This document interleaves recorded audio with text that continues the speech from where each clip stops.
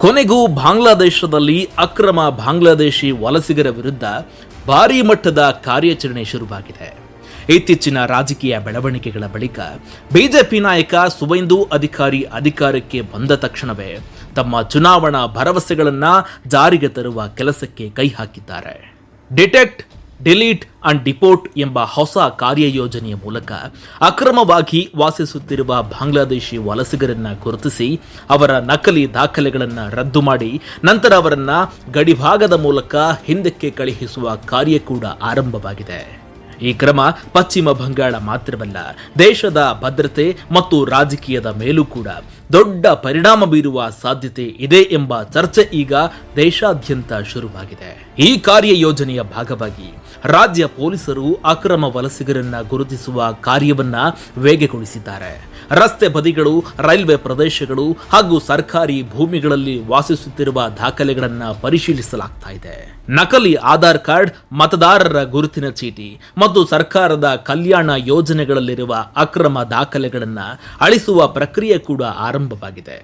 ಗುರುತಿಸಲ್ಪಟ್ಟವರನ್ನ ಬಿಎಸ್ಎಫ್ಗೆ ಒಪ್ಪಿಸಲಾಗ್ತಾ ಇದ್ದು ಕೂಡ ನಂತರ ಅವರನ್ನ ಬಾಂಗ್ಲಾದೇಶಕ್ಕೆ ಕಳುಹಿಸುವ ಕ್ರಮ ಜೋರಾಗಿ ನಡೀತಾ ಇದೆ. ಬಾಂಗ್ಲಾದೇಶದ ಸರ್ಕಾರ ಇದಕ್ಕೆ ಸಹಕರಿಸದೇ ಇದ್ರೆ ಗಡಿ ಪ್ರದೇಶಗಳ ಮೂಲಕವೇ ಅವರನ್ನ ಹಿಂದಕ್ಕೆ ತಳ್ಳುವ ಕ್ರಮವನ್ನು ಕೂಡ ಕೈಗೊಳ್ಳಲಾಗ್ತಾ ಇದೆ ಅಂತ ಸರ್ಕಾರ ಸ್ಪಷ್ಟಪಡಿಸಿದೆ. ಇದೇ ಸಮಯದಲ್ಲಿ ಸಿಟಿಜನ್ಶಿಪ್ ಅಮೆಂಡ್ಮೆಂಟ್ ಆಕ್ಟ್ ಅನ್ನ ಜಾರಿಗೆ ತರೋದಕ್ಕೆ ಕೂಡ ಸಿದ್ಧತೆ ನಡೀತಾ ಇದೆ.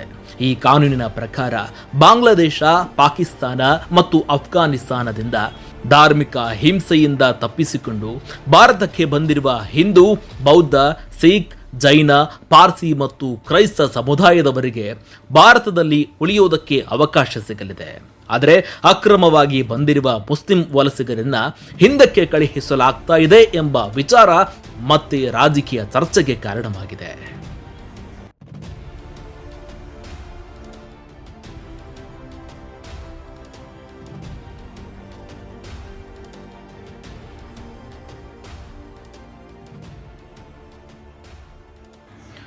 ಬಿಜೆಪಿ ನಾಯಕರು ಇದನ್ನ ಧಾರ್ಮಿಕ ಹಿಂಸೆಗೆ ಒಳಗಾದ ಅಲ್ಪಸಂಖ್ಯಾತರ ರಕ್ಷಣೆಯ ಕ್ರಮ ಅಂತ ಹೇಳ್ತಾ ಇದ್ರೆ, ವಿರೋಧ ಪಕ್ಷಗಳು ಇದನ್ನ ಭೇದ ಭಾವದ ರಾಜಕೀಯ ಅಂತ ಟೀಕೆ ಮಾಡುತ್ತಾ ಇದೆ.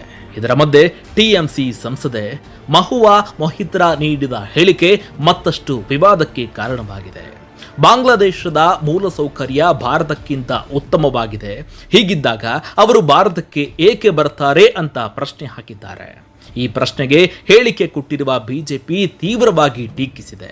ಇದೇ ವೇಳೆ ಮಮತಾ ಬ್ಯಾನರ್ಜಿ ಸರ್ಕಾರ ಅಕ್ರಮ ವಲಸಿಗರಿಗೆ ನಕಲಿ ದಾಖಲೆಗಳನ್ನು ನೀಡಿ ಮತ ಬ್ಯಾಂಕ್ ರಾಜಕೀಯ ನಡೆಸಿತ್ತು ಎಂಬ ಆರೋಪ ಕೂಡ ಸಾಬೀತಾಗ್ತಾ ಇದೆ.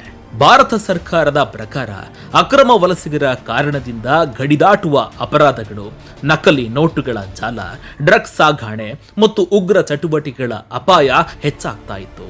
ಪಶ್ಚಿಮ ಬಂಗಾಳದ ಗಡಿ ಭಾಗದಲ್ಲಿ ಭದ್ರತಾ ಪರಿಸ್ಥಿತಿ ದುರ್ಬಲಗೊಂಡಿರುವ ಕಾರಣ ಗಡಿಯಲ್ಲಿ ಬೇಲಿ ನಿರ್ಮಾಣಕ್ಕೂ ವೇಗ ನೀಡಲಾಗ್ತಾ ಇದೆ. ಸುಮಾರು 27 ಕಿಲೋಮೀಟರ್ ಗಡಿ ಪ್ರದೇಶದಲ್ಲಿ ತುರ್ತು ಬೇಲಿ ನಿರ್ಮಾಣಕ್ಕೆ ಅನುಮತಿ ನೀಡಲಾಗಿದೆ. ತಜ್ಞರ ಪ್ರಕಾರ ಸಿಲಿಗುರಿ ಕಾರಿಡಾರ್ ಭಾರತದ ಭದ್ರತೆಯ ದೃಷ್ಟಿಯಿಂದ ಅತ್ಯಂತ ಮಹತ್ವದ್ದಾಗಿದೆ. ಈ ಭಾಗದಲ್ಲಿ ಅಕ್ರಮ ಚಟುವಟಿಕೆಗಳು ಹೆಚ್ಚಾದರೆ ದೇಶದ ಈಶಾನ್ಯ ರಾಜ್ಯಗಳ ಸಂಪರ್ಕಕ್ಕೂ ಕೂಡ ಅಪಾಯ ಉಂಟಾಗಬಹುದು. ಇದೇ ಕಾರಣಕ್ಕೆ ಕೇಂದ್ರ ಸರ್ಕಾರ ಮತ್ತು ಹೊಸ ಪಶ್ಚಿಮ ಬಂಗಾಳದ ಸರ್ಕಾರ ಈ ವಿಷಯಗಳನ್ನು ಅತ್ಯಂತ ಗಂಭೀರವಾಗಿ ಪರಿಗಣಿಸ್ತಾ ಇದೆ. ಇದಿಷ್ಟೇ ಅಲ್ಲದೆ ಮುಂದಿನ ದಿನಗಳಲ್ಲಿ ಇನ್ನಷ್ಟು ದೊಡ್ಡ ಮಟ್ಟದ ಕಾರ್ಯಾಚರಣೆಗಳು ನಡೆಯುವ ಸಾಧ್ಯತೆ ಇದೆ ಎಂದು ಕೇಂದ್ರ ಗೃಹ ಸಚಿವ ಅಮಿತ್ ಶಾ ಈಗಾಗಲೇ ಸ್ಪಷ್ಟಪಡಿಸಿದ್ದಾರೆ.